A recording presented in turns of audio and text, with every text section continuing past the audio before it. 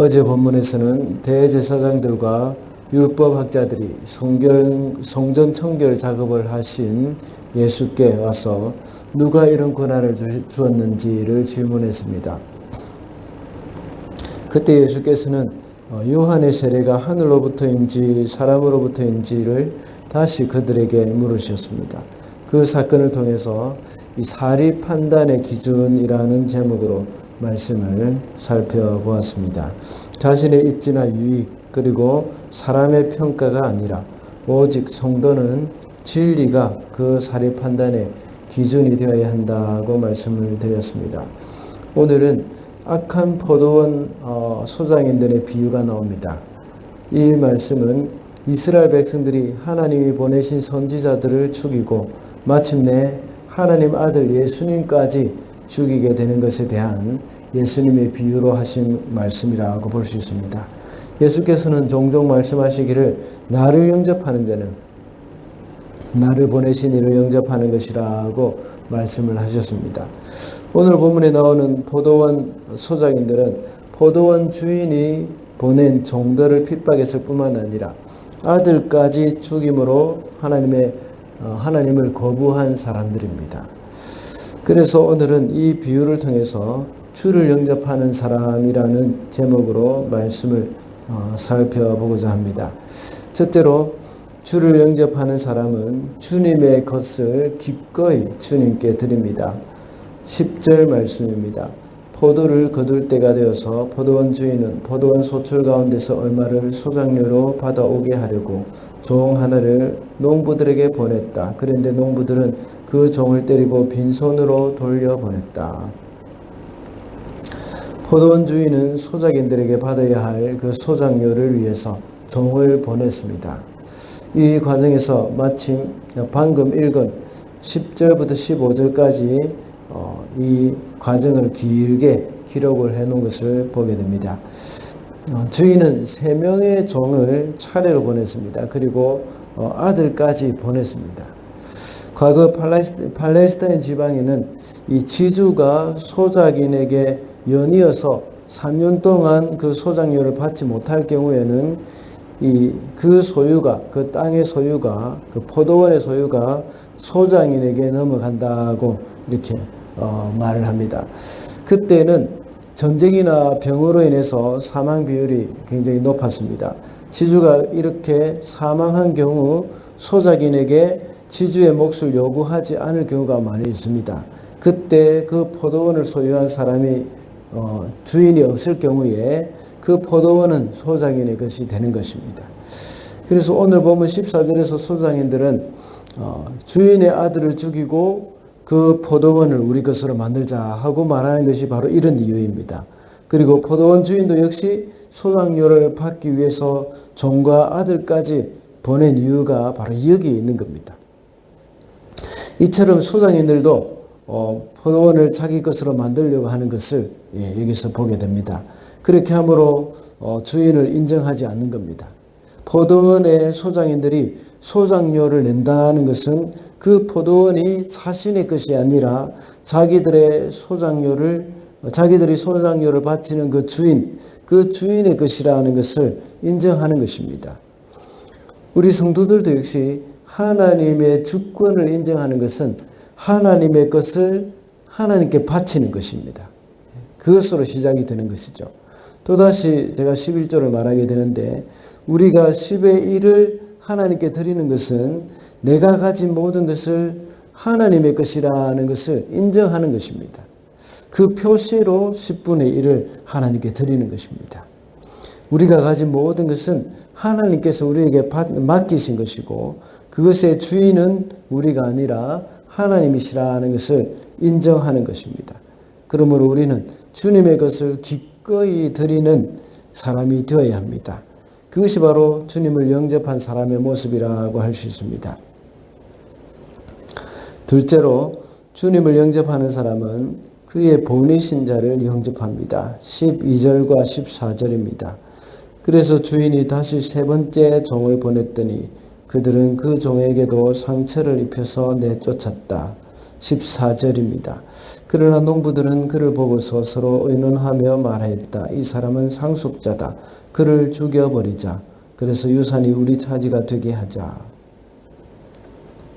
이렇게 해서 주인은 소작인들에게 종을 3번이나 보냈다고 말씀드렸습니다. 그래도 안 되니까 주인의 아들까지 보냈습니다. 그러나 그 소장인들은 종들을 핍박했을 뿐만 아니라 마침내 아들을 죽이게 되었던 겁니다.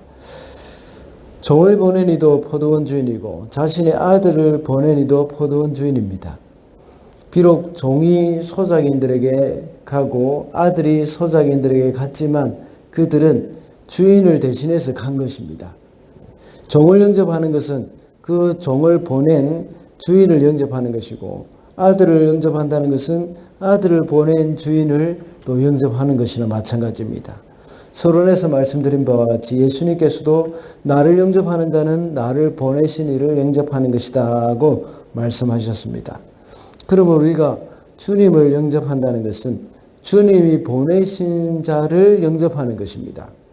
포도원 소작인들은 주인의 종을 핍박하면서 돌려보냈고 아들을 죽이기까지 함으로써 주인을 거부했습니다. 우리 성도들은 주님을 영접한다면 주님이 보내신 이를 영접해야 하는 겁니다. 하나님께서는 우리에게 사람을 보내십니다. 때로는 가난하고 소외된 사람을 보내시기도 하고 때로는 원수 같은 사람을 보내시기도 합니다. 만약에 사랑스러운 사람들만 보내신다면 누구나 다 영접할 수 있을 것입니다. 그러나 하나님은 사랑스러운 사람만 보내는 것이 아니라 우리가 받아들이기 싫은 사람들도 보냅니다. 때로는 얄미운 사람도 붙이셔서 우리의 마음을 넓히기를 원하시는 겁니다. 또는 때로는 우리가 무시하고 또 우리가 함부로 대할 만한 그런 사람들도 우리에게 보냅니다.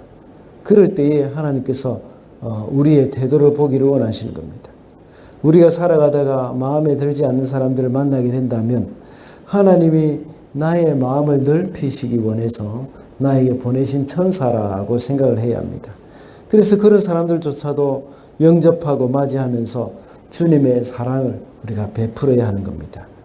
오늘도 우리가 만날 사람들이 누구인지 알 수 없지만 그들에게 친절을 베풀고 주님의 사랑을 나타낼 수 있게 되기를 바랍니다. 마지막으로 주를 영접하는 사람은 주님의 말씀을 듣고 회개합니다. 19절입니다. 율법학자들과 대제사장들은 예수가 자기네들을 겨냥하여 이 비유를 말씀하신 줄 알았다. 그래서 그들은 바로 그때에 예수께 손을 대어 잡으려고 하였으나 백성을 두려워하였다. 율법학자들과 대제사장들은 말씀을 듣고 그 말씀이 자신들을 향해서 하는 말인 줄 알았다고 했습니다. 그런데 그 다음 반응이 더 중요합니다. 그 말씀이 나에게 하는 말씀인 줄 알았다면 듣고 회개를 해야 합니다. 그런데 예수께 손을 대어서 잡으려고 한다고 기록되어 있습니다. 주님의 말씀을 듣는 자들에게 하는 주님의 말씀을 듣는 자들에게 나에게 하는 말씀으로 듣는 것만으로는 부족합니다. 그 말씀을 듣고 어떻게 반응을 하느냐 이것이 더 중요한 것입니다. 사도행전 7장에 보면 스데반의 설교를 듣고 반응하는 사람들과 사도행전 3장에 나오는 베드로의 설교를 듣고 반응하는 사람들은 완전히 달랐습니다. 모두가 자기들에게 두 부류 다 자기들에게 하는 말로 들었습니다. 그런데 스데반의 설교를 들은 사람은 이를 갈고 스데반을 돌로 쳐 죽였습니다. 그러나 베드로의 설교를 들은 사람은 회개를 했습니다. 오늘날 성도들은 설교를 듣고 이 삶의 변화가 있어야 합니다.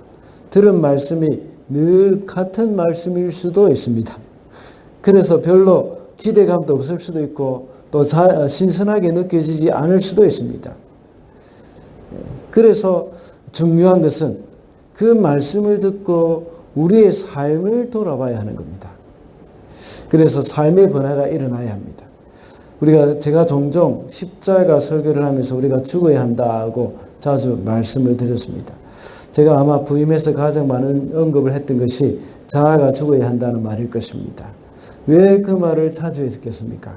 그만큼 우리 자아가 죽지 않기 때문입니다. 또 가정에서 신앙교육 또는 가정예배에 대해서 설교도 참 많이 했습니다. 그 설교는 많이 들었다면 삶의 변화가 나타나야 하는 겁니다. 그것이 바로 회개입니다. 회개는 말씀을 듣고 감동만 하기 위해서 말씀을 듣는 것이 아니라 말씀을 듣고 돌이키고 그 삶의 변화가 일어나도록 해야 하는 겁니다. 우리는 보통 말씀을 듣고 감동만 합니다. 감동이 있다 하면 은혜 받은 걸로 생각하고 또 감동이 별로 없고 또 늘 하던 말씀이라고 생각되면 그것이 은혜 받은 것이 아닌 줄로 압니다. 우리는 말씀 듣는 것은 감동하기 위해서 받는 것이 아니라 우리가 삶의 변화가 일어나기 위해서 말씀을 듣는 것입니다.